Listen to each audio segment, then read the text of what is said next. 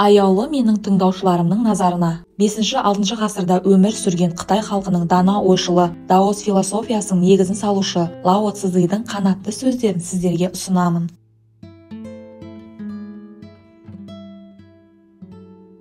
Дарынды немесе лайықты адамның өсуіне кесе көлденең тұрма.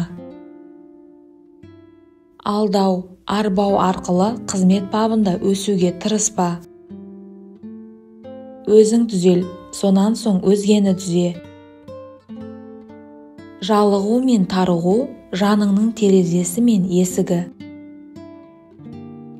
Су дүниедегі ең жұмсақ, ең әлсіз нәрсе, бірақ қатты да берік затты жеңуге келгенде әлемде оған тең келетін ештеңе жоқ. Өзіңнің өтінішіңді орындамағандарға өшпенділік жасама. Адамдарды соңыңнан ерткің келсе, олардың соңынан жүр. Су жұмсақ әрі нәзік болса да, тауды қопарып жіберуге күші жетеді. Мәрт халық соғыс отынан әрі жүруге тырысады. Өз мүмкіндігінен хабары аз адам қауіпке ұрынуы мүмкін. Көп білсе де өзін ақылды етіп көрсетуге тырыспайтын жігіт мақтауға лайық. Көп білемін деп кеуде соққан адамдар әдеттен нәтижеге жете алмайды. Арлы жігіттің киімі нашар болса да, кеудесі алтын болады.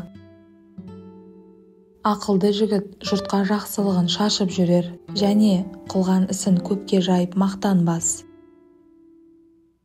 Өз ойларыңызға мұқият болыңыз. Кез келген іс ойдан басталады. Сабырлық жақсылықтың қайнар көзі. Адамзат баласына келетін кез келген ауыр қайғы болмашы нәрселерден басталады. Ұлы істер де осы секілді кішкентай жұмыстан бастау алады. Шындық дауысы құлаққа жағымсыз. Адамдардың заңы, жақсылық құру және ұрыс дау-дамайдан аулақ болу. Өнер мен сауда-саттыққа кедергі болма.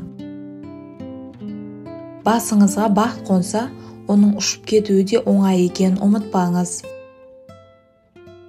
Астан да, адамнан да аттап өтпе. Есі дұрыс адамдардың бір ғана заңы бар. Әділ болу және ешкімнің көңілін қалдырмау. Көп білсе де, кішік болған адам сүйкімді болады. Аз білсе де өзін ақылды қылып көрсетуге талпыну рухани дерт. Тек сол мерездің бойымызда бар екендігін мойындап, назар салсақ қана бұлардан арыла аламыз. Кез келген істе шектен шықпаған жақсы. Өзендер мен көлдердің жүздеген тау бұлақтарынан су жинайтын себебі, олар бұлақтардан төмен орналасқан. Осының арқасында олар барлық тау бұлақтарын уысында ұстайды.